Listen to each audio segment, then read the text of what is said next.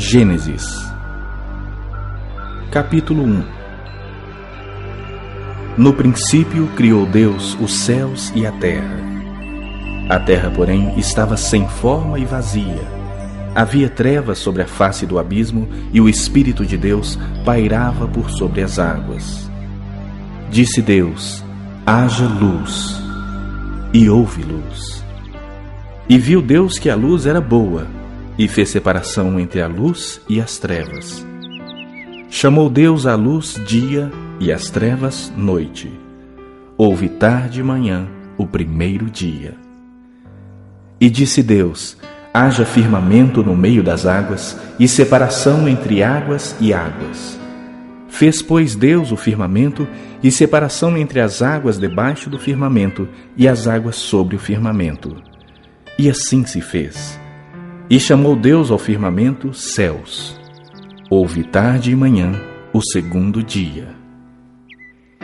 Disse também Deus: ajuntem-se as águas debaixo dos céus num só lugar, e apareça a porção seca. E assim se fez. A porção seca chamou Deus terra, e ao ajuntamento das águas, mares. E viu Deus que isso era bom. E disse: produza a terra relva, ervas que deem semente, e árvores frutíferas que deem fruto segundo a sua espécie, cuja semente esteja nele sobre a terra. E assim se fez. A terra, pois, produziu relva, ervas que davam semente segundo a sua espécie, e árvores que davam fruto, cuja semente estava nele, conforme a sua espécie. E viu Deus que isso era bom. Houve tarde e manhã, o terceiro dia. Disse também Deus: haja luzeiros no firmamento dos céus, para fazerem separação entre o dia e a noite, e sejam eles para sinais, para estações, para dias e anos. E sejam para luzeiros no firmamento dos céus, para alumiar a terra. E assim se fez. Fez Deus os dois grandes luzeiros, o maior para governar o dia e o menor para governar a noite. E fez também as estrelas. E os colocou no firmamento dos céus para alumiarem a terra, para governarem o dia e a noite, e fazerem separação entre a luz e as trevas. E viu Deus que isso era bom. Houve tarde e manhã, o quarto dia. Disse também Deus: povoem-se as águas de enxames de seres viventes, e voem as aves sobre a terra, sobre o firmamento dos céus. Criou, pois, Deus os grandes animais marinhos e todos os seres viventes que rastejam, os quais povoavam as águas segundo as suas espécies, e todas as aves segundo as suas espécies. E viu Deus que isso era bom.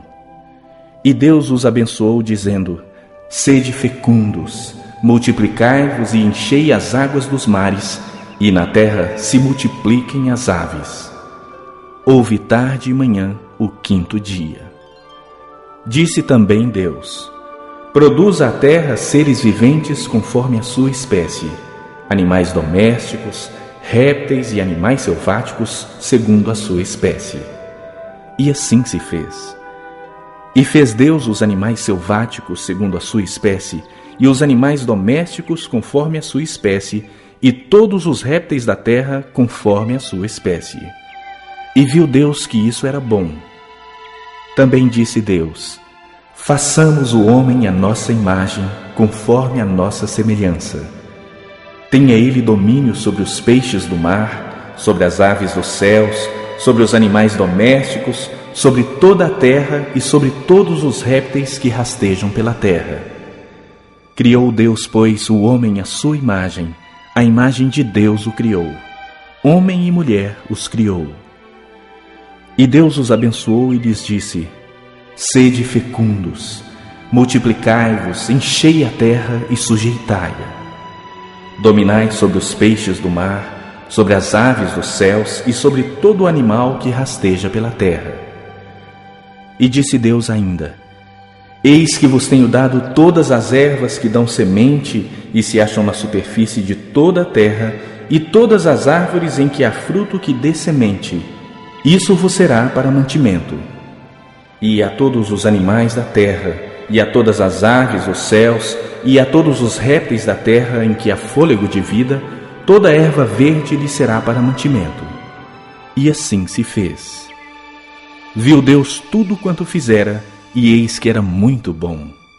Houve tarde e manhã, o sexto dia.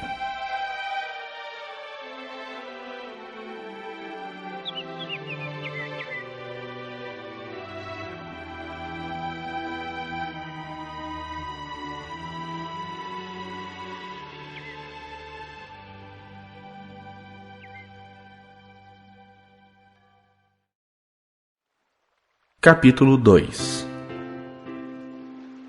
Assim, pois, foram acabados os céus e a terra e todo o seu exército. E, havendo Deus terminado no dia 7º a sua obra que fizera, descansou nesse dia de toda a sua obra que tinha feito.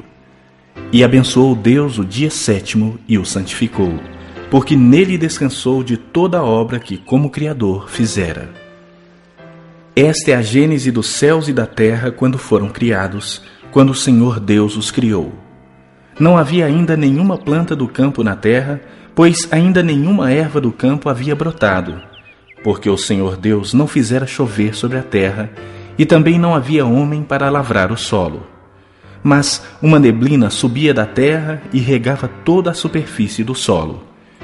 Então formou o Senhor Deus ao homem do pó da terra, e lhe soprou nas narinas o fôlego de vida, e o homem passou a ser alma vivente.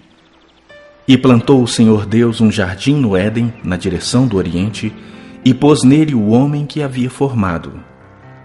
Do solo fez o Senhor Deus brotar toda sorte de árvores agradáveis à vista e boas para alimento, e também a árvore da vida no meio do jardim e a árvore do conhecimento do bem e do mal. E saía um rio do Éden para regar o jardim, e dali se dividia, repartindo-se em 4 braços. O primeiro chamava-se Pison, é o que rodeia a terra de Avilá, onde há ouro. O ouro dessa terra é bom. Também se encontram lá o bidélio e a pedra de ônix. O segundo rio chamava-se Gion, é o que circunda a terra de Cuxi. O nome do terceiro rio é Tigre, é o que corre pelo oriente da Síria. E o quarto é o Eufrates. Tomou, pois, o Senhor Deus ao homem e o colocou no jardim do Éden para o cultivar e o guardar. E o Senhor Deus lhe deu esta ordem: de toda a árvore do jardim comerás livremente, mas da árvore do conhecimento do bem e do mal não comerás, porque no dia em que dela comeres, certamente morrerás. Disse mais o Senhor Deus: não é bom que o homem esteja só. Far-lhe-ei uma auxiliadora que lhe seja idônea. Havendo, pois, o Senhor Deus formado da terra todos os animais do campo e todas as aves dos céus, trouxe-os ao homem para ver como este lhes chamaria. E o nome que o homem desse a todos os seres viventes, esse seria o nome deles. Deu nome o homem a todos os animais domésticos, às aves dos céus e a todos os animais selváticos. Para o homem, todavia, não se achava uma auxiliadora que lhe fosse idônea. Então o Senhor Deus fez cair pesado sono sobre o homem, e este adormeceu. Tomou uma das suas costelas e fechou o lugar com carne. E a costela que o Senhor Deus tomara ao homem, transformou-a numa mulher e lhe a trouxe. E disse o homem: esta, afinal, é osso dos meus ossos e carne da minha carne.